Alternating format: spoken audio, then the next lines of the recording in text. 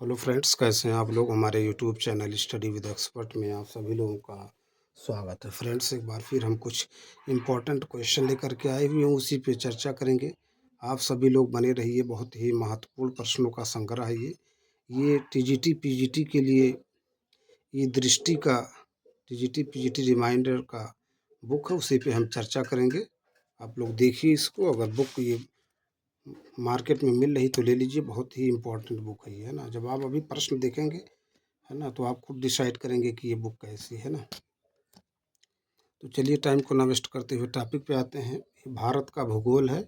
पहला टॉपिक इसमें भारत का सामान्य परिचय। भारत का सामान्य परिचय है। ये कह रहे हैं अक्षांशीय एवं देशांतरीय दृष्टि से भारत जिस गोलार्ध में स्थित है वह है क्रमशः उत्तरी एवं पूर्वी। भारत उत्तरी एवं पूर्वी गोलार्ध में स्थित है। तो अगला पॉइंट करें, भारत का क्षेत्रफल है 32,87,263 वर्ग किलोमीटर। अब देखिए भारत का क्षेत्रफल विश्व के क्षेत्रफल का कितना है, 2 पॉइंट समथिंग है।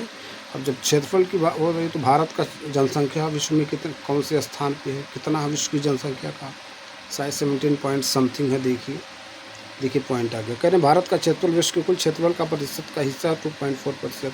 क्षेत्रफल की दृष्टि से विश्व के 7 बड़े देशों का अवरोही क्रम, अवरोही कह रहे हैं, रूस, कनाडा, संयुक्त राज्य अमेरिका, चीन, ब्राज़ील, ऑस्ट्रेलिया, भारत, है ना।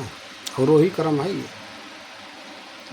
अगला पॉइंट, क्षेत्रफल की दृष्टि से भारत का संसार में स्थान है 7वां। क्षेत्रफल की दृष्टि से भारत का संसार में स्थान है 7वां। भारत देश का उत्तर दक्षिण विस्तार है।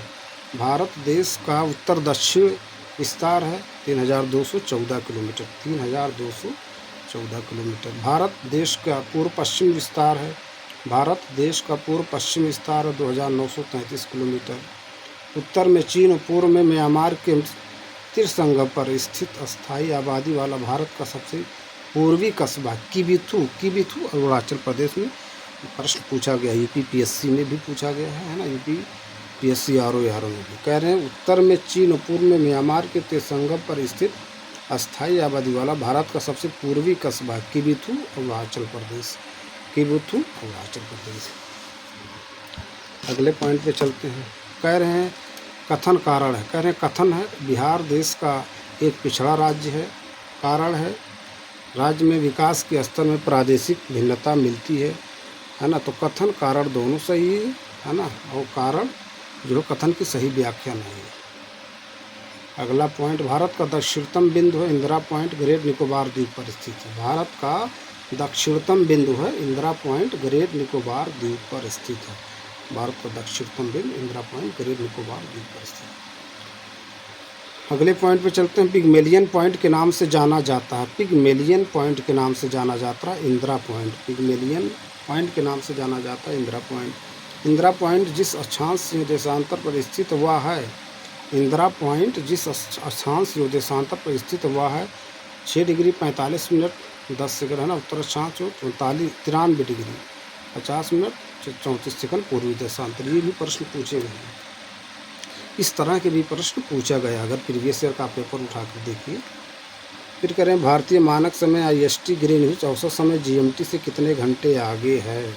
भारतीय मानक समय IST ग्रीनविच औसत समय GMT से कितने घंटे आगे है, 5.5 घंटे, 5.5 घंटे। अगला पॉइंट, भारत की केंद्रीय देशांतर रेखा है 82 डिग्री 30 मिनट पूर्व, 82 डिग्री 30 मिनट पूर्व।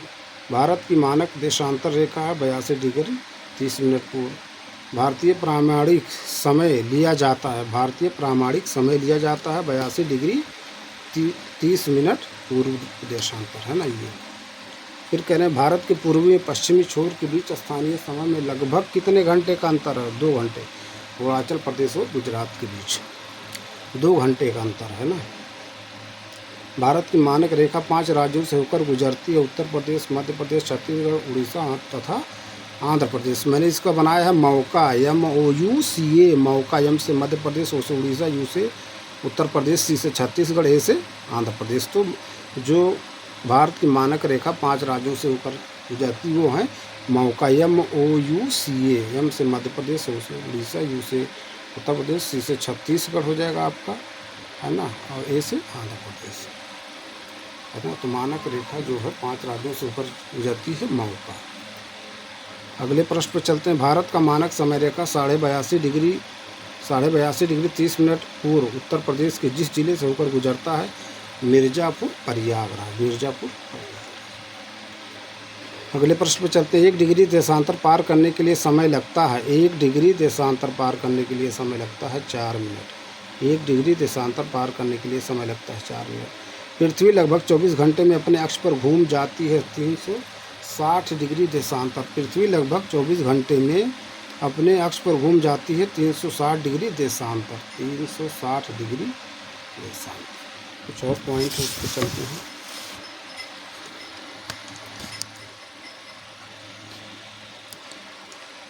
अगला पॉइंट कह रहे हैं, भारत की मुख्य भूमि अक्षांशों के मध्य विस्तारित है 8 डिग्री 4 मिनट उत्तरी अक्षांश से 37 डिग्री 6 मिनट उत्तरी अक्षांश के मध्य, है ना। भारत की मुख्य भूमि देशांतरों के मध्य विस्तारित है, भारत की मुख्य भूमि देशांतरों के मध्य विस्तारित है 68 डिग्री 7 मिनट पूर्वी देशांतर से 97 डिग्री 25 मिनट पूर्वी देशांतर, है ना। अगला प्रश्न है, कर्क रेखा, विषुवत रेखा या मकर रेखा में से जो भारत के लगभग मध्य से गुजरती है, कर्क रेखा। कर्क रेखा की बात हो रही तो कौन सी नदी कर्क रेखा को 2 बार काटती है? देखिए, माही है कि लूनी नदी है, कौन सी नदी है? नेक्स्ट, भारत विषुवत रेखा के जिस ओर स्थित है वह उत्तर की ओर, भारत विषुवत रेखा के जिस ओर स्थित है वह है उत्तर की ओर भारत स्थित है। अगला पॉइंट, कर्क रेखा भारत के 8 राज्यों से होकर गुजरती है, कर्क रेखा भारत के 8 राज्यों से होकर गुजरती है, गुजरात, राजस्थान, मध्य प्रदेश, छत्तीसगढ़, झारखंड, पश्चिम बंगाल, त्रिपुरा, मिजोरम। तो कर्क रेखा भारत के 8 राज्यों से होकर गुजरती है, गुजरात, राजस्थान, मध्य प्रदेश, छत्तीसगढ़, झारखंड, पश्चिम बंगाल, त्रिपुरा, मिजोरम। अगला पॉइंट, यदि भारत की कर्क रेखा के स्थान पर विषुवत रेखा होती तब यहाँ अधिक ताप एवं अधिक वर्षा होती, अधिक ताप एवं अधिक वर्षा। अगला पॉइंट, कर्क रेखा जिस नदी को 2 बार काटती है, माही नदी। देखिए, अभी प्रश्न मैंने पूछा था ना, कर्क रेखा से संबंधित आया था। कर्क रेखा को 2 बार काटती है माही नदी। नर्मदा नदी स्थित है कर्क रेखा के दक्षिण में, नर्मदा नदी कर्क रेखा के दक्षिण में स्थित। अगला पॉइंट, सोन रिहंद बेतवा को काटती है कर्क रेखा, सोन रिहंद बेतवा को काटती है कर्क रेखा, इन 3 नदियों को काटती है ना। कर्क रेखा को 2 बार काटती माही और सोन रिहंद बेतवा को काटती कर्क रेखा, कर्क रेखा इसको सोन रिहंद बेतवा को काटती है ना। तो अगर इसको, है ना, शॉर्टकट में याद किया जाए, कोई इकोनॉमिक या शॉर्टकट बनाया जाए तो क्या बनाया जा सकता है जिसको कर्क रेखा काटती है, हैं?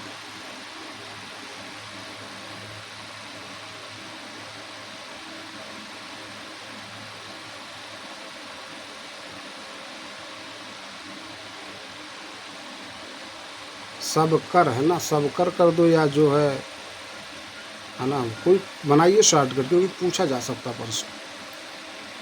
अगला प्रश्न, भारत पाकिस्तान के मध्य कश्मीर समस्या को लेकर युद्ध हुआ 3 बार, 1948, 1965, 1999। भारत पाकिस्तान के मध्य कश्मीर समस्या को लेकर युद्ध हुआ 3 बार हुआ, है ना।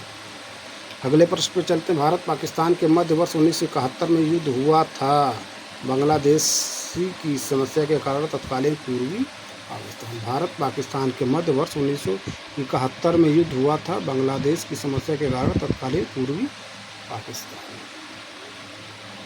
है ना। अगला टॉपिक है अंतर्राष्ट्रीय सीमाएं, अगला टॉपिक है अंतर्राष्ट्रीय सीमाएं, इस पर चर्चा करते हैं। अंतर्राष्ट्रीय सीमाएं कह रहे हैं, भारत और श्रीलंका को अलग करता है पाक जलडमरू मध्य, भारत और श्रीलंका को अलग करता है पाक जलडमरू मध्य। डोकलाम अवस्थित है भूटान, चीन, भारत की त्रिमुहानी पर, डोकलाम है ना, हुआ था ना, डोकलाम अवस्थित भूटान, चीन, भारत की त्रिमुहानी पर डोकलाम है, बहुत चर्चा था बीच में, है ना, 1-2 साल पहले जो है। डोरंड रेखा देशों को सीमा निर्धारित करती, पाकिस्तान, अफगानिस्तान एवं अफगानिस्तान, भारत, डोरंड रेखा। अगला पॉइंट, भारत चीन सीमा उत्तर पूर्व का निर्धारण करती है, मैकमोहन रेखा, भारत चीन सीमा उत्तर पूर्व का निर्धारण करती है, मैकमोहन रेखा। भारत पाकिस्तान सीमा का निर्धारण करती है, रेड क्लिक रेखा, भारत पाकिस्तान सीमा का निर्धारण करती है, रेड क्लिक रेखा।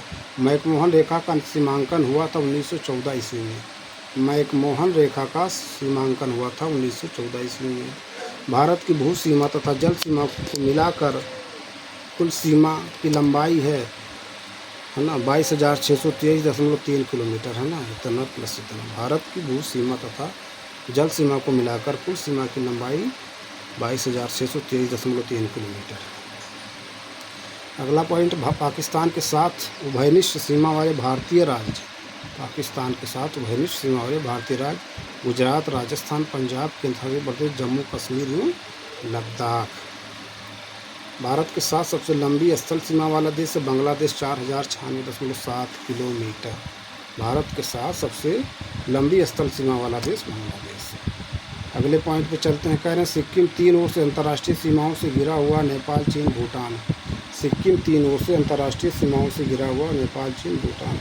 उत्तराखंड के 3 जिले जिनकी सीमा तिब्बत, चीन के साथ लगती है, उत्तरकाशी, चमोली, पिथौरागढ़। कह रहे हैं उत्तराखंड के 3 जिले जिनकी सीमा तिब्बत, चीन के साथ लगती है, उत्तरकाशी, चमोली, पिथौरागढ़। इसे बहुत ही महत्वपूर्ण पॉइंट है ना, बहुत ही महत्वपूर्ण पॉइंट, देख लीजिए। अगले पॉइंट पे चलते हैं।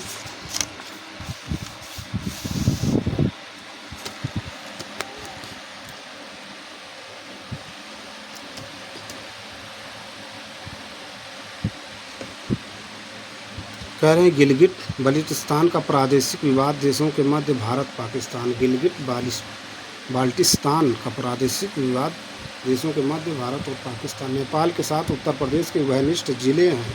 नेपाल के साथ उत्तर प्रदेश के उभयनिष्ठ जिले हैं 7: पीलीभीत, लखीमपुर खीरी, बहराइच, श्रावस्ती, बलरामपुर, सिद्धार्थनगर, महाराजगंज। भारत के पड़ोसी देशों के साथ अंतर्राष्ट्रीय सीमा भू सीमा लंबाई किलोमीटर में है, इन्हें भी जाने, है ना। भारत के पड़ोसी देशों के साथ अंतर्राष्ट्रीय सीमा भू सीमा लंबाई किलोमीटर में है, तो है ना। देखिए कह रहे हैं बांग्लादेश 4096.7 किलोमीटर लंबाई है। बांग्लादेश के बाद चीन 3488, पाकिस्तान 3323, नेपाल 1751, म्यांमार 1643, भूटान 699। अफगानिस्तान की भी सीमा लगती है 106 किलोमीटर, कन्फ्यूज मत होइएगा। 7 देश हैं, है ना, सीमा से जो लगते हैं।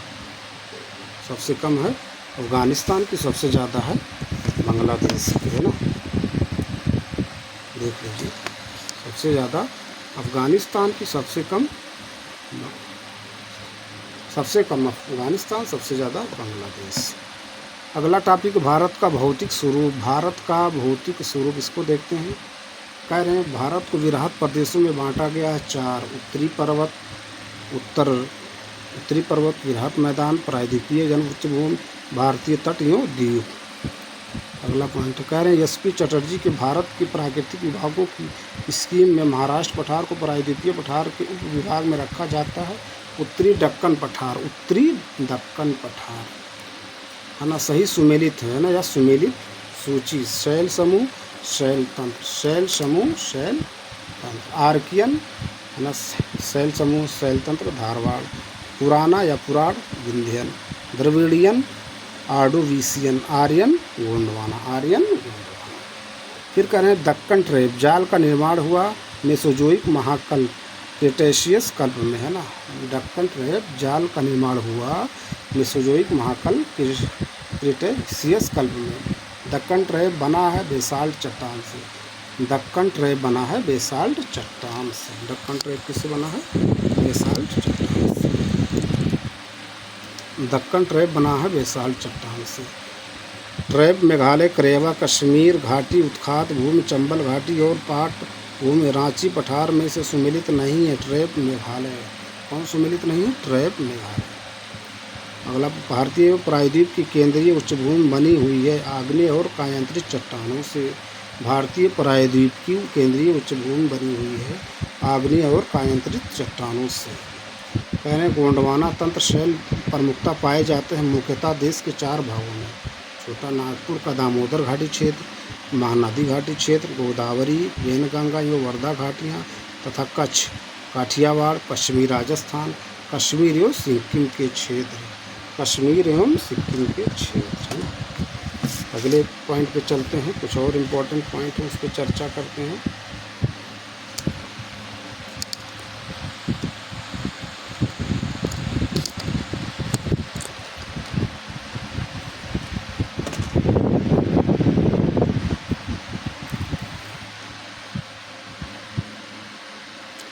कह रहे हैं थार मरुस्थल, कच्छ का रण, मध्य गंगा का मैदान, कश्मीर और कर्नाटक में से जहाँ चतुर्थक तंत्र शैल नहीं पाए जाते हैं। कर्नाटक में, कहाँ? कर्नाटक में। अगला पॉइंट, पाट भूमि पाई जाती है छोटा नागपुर पठार या क्षेत्र में। रांची पठार उदाहरण है उत्थित संप्रदाय मैदान का। रांची पठार उदाहरण है उत्थित संप्रदाय मैदान का। भारत की सबसे प्राचीन पर्वत श्रृंखला है अरावली पर्वत श्रेणी। भारत की सबसे प्राचीन पर्वत श्रृंखला है अरावली पर्वत श्रेणी। भारत की सबसे प्राचीन पर्वत श्रृंखला है अरावली पर्वत श्रेणी। तो ये सब बहुत ही महत्वपूर्ण पॉइंट है, देख लीजिए आप लोग, है ना। अगले पॉइंट पे चलते हैं।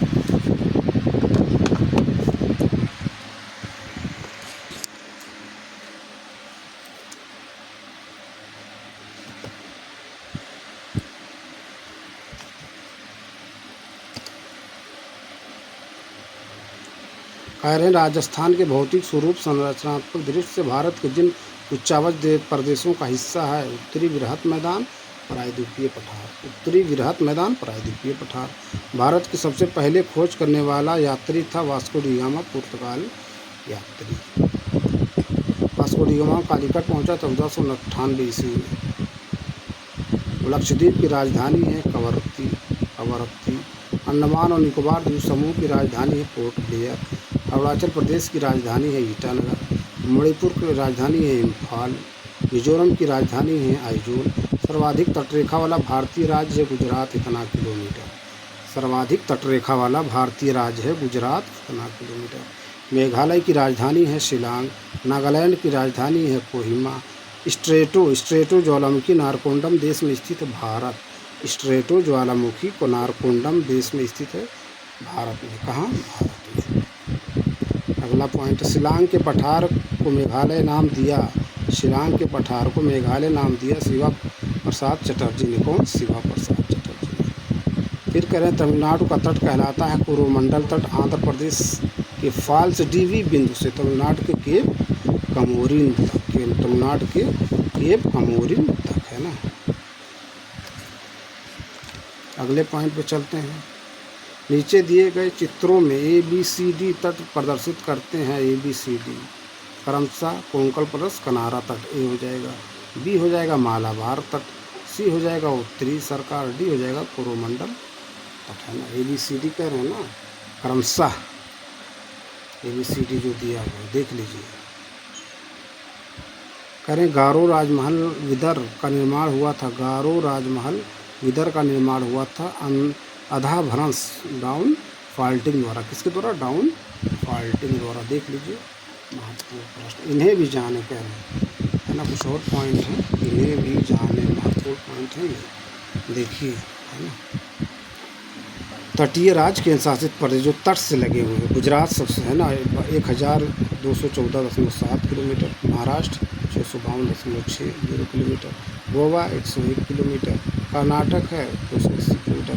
Kerala 569.7 kilometre. Tamil Nadu 906.9 kilometre. Andhra Pradesh 973 kilometre. Orissa 446.4 kilometre 76।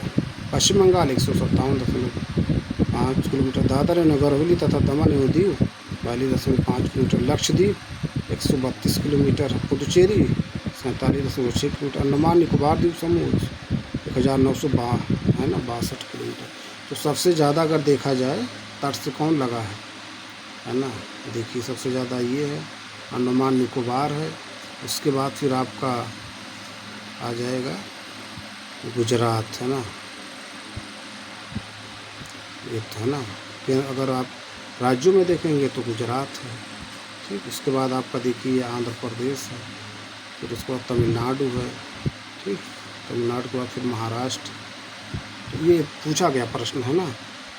राज्यों में पूछ लेंगे, फिर आपका, है ना, केंद्र शासित प्रदेशों में पूछ लेंगे कौन सबसे ज़्यादा है। इसलिए दोनों पर फोकस कीजिए, दोनों पे, राज्यों पर भी और केंद्र शासित प्रदेश दोनों पर फोकस करना है। तो फ्रेंड्स, ये कुछ इंपॉर्टेंट प्रश्न थे जिस पर हमने चर्चा किया। हम अपने अगले वीडियो में फिर मिलेंगे कुछ नए प्रश्न, नए टॉपिक के साथ।